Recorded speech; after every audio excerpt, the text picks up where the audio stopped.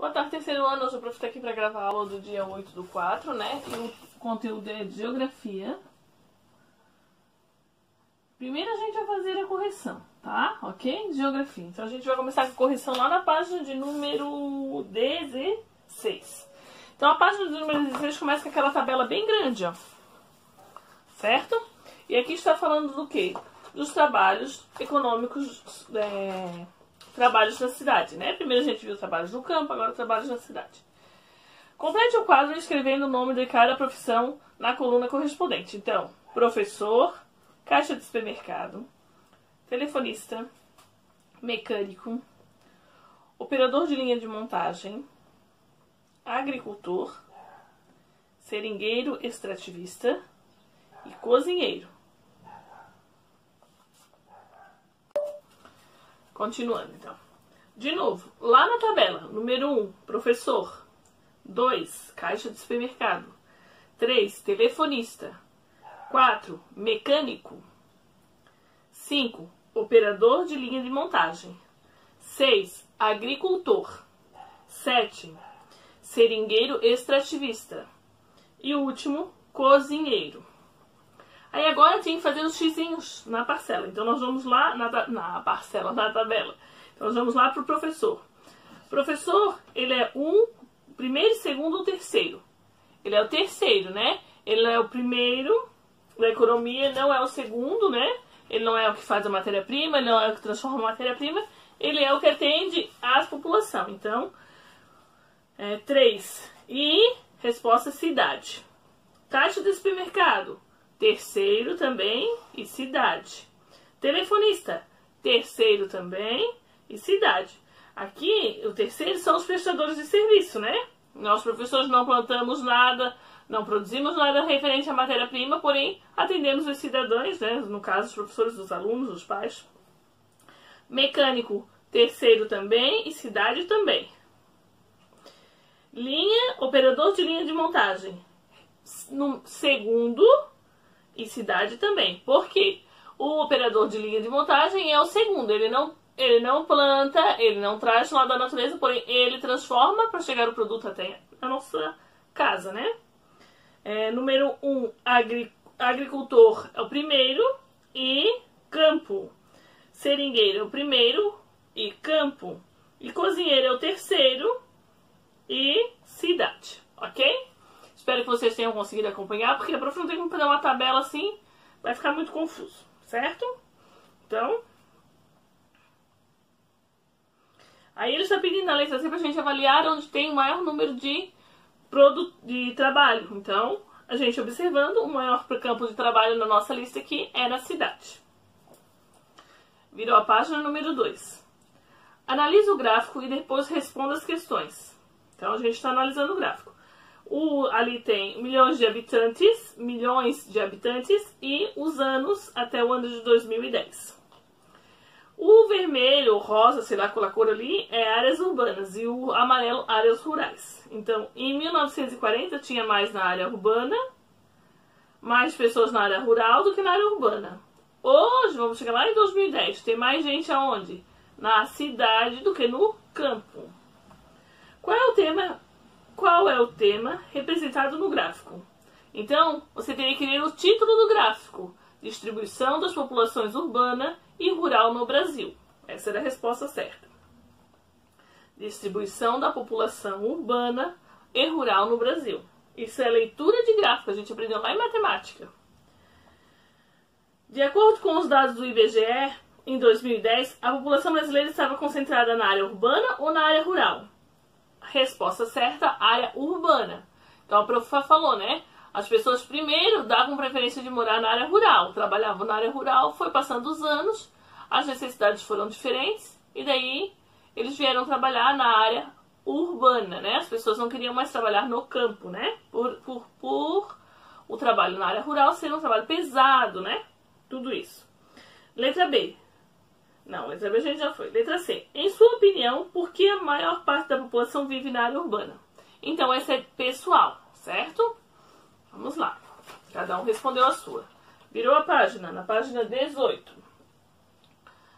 Observe a charge a seguir. Charge é um gênero textual, né? É um tipo de leitura. Depois escreva V para as respostas verdadeiras e F para as respostas falsas. Então, coisas da vida. Geralmente na cidade apresentam pouca área verde.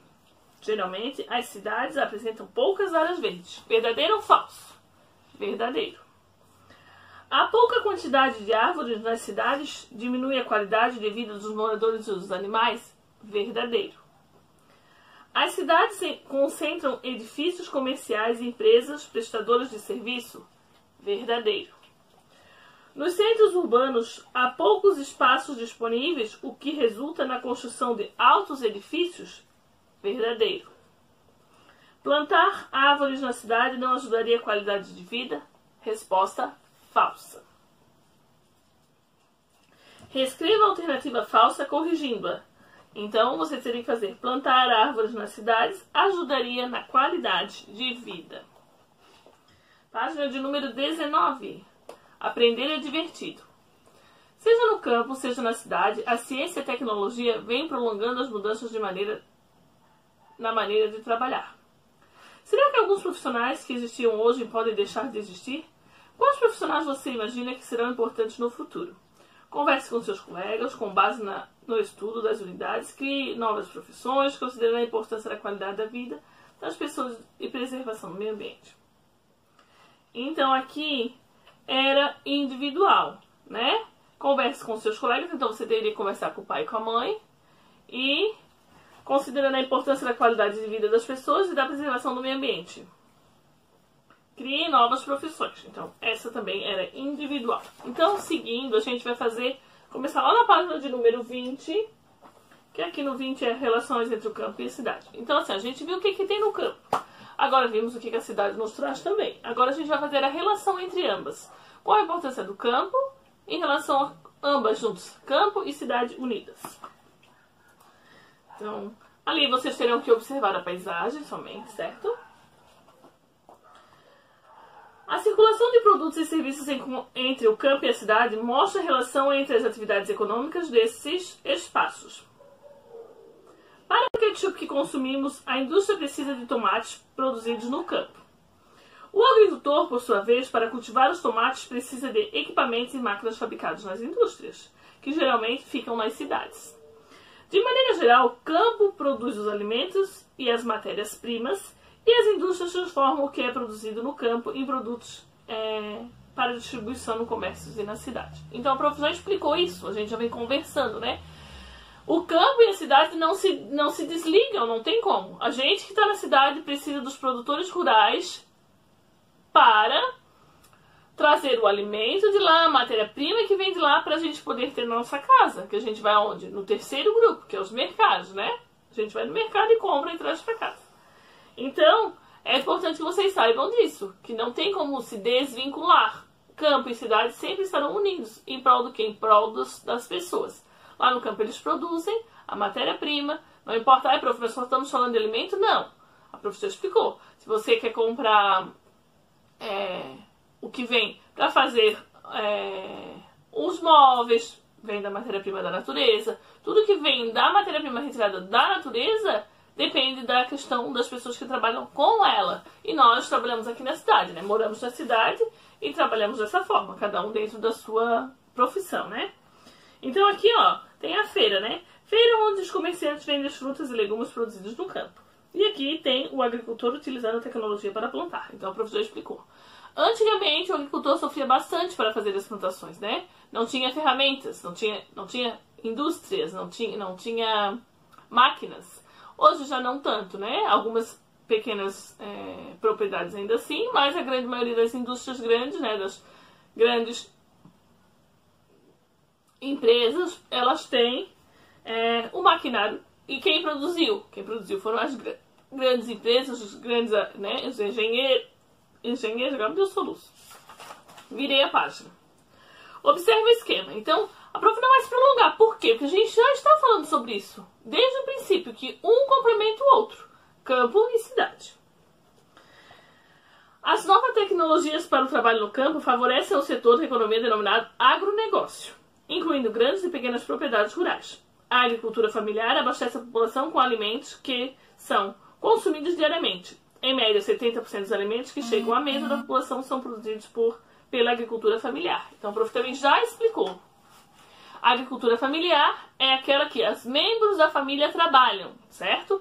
Ela produz entre eles mesmos. Essa é a agricultura familiar. E agronegócio, então, os negócios que acontecem vinculados à agricultura.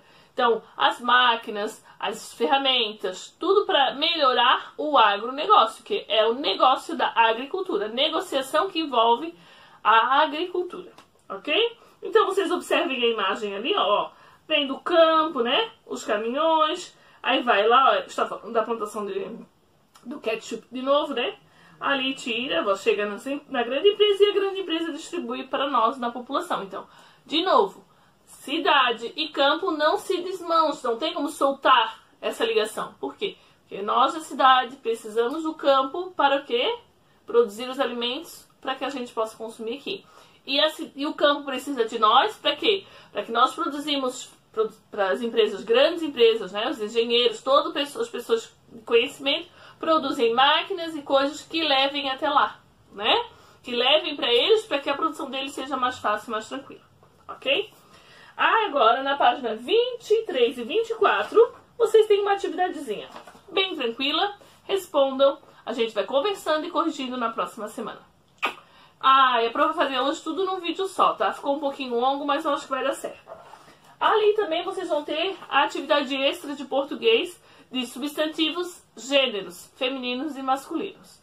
Lembrando, se o gênero é feminino, ele pode ser atendido com a vogal A antes da palavra. A bala. Então, a palavra bala é feminina. O cavalo. Então, a palavra cavalo é masculina, ok? Bem tranquilo. A prova de teste de prévia, a gente vai ter atividade sobre isso também. Então, mais fácil impossível. Beijinho, até o próximo.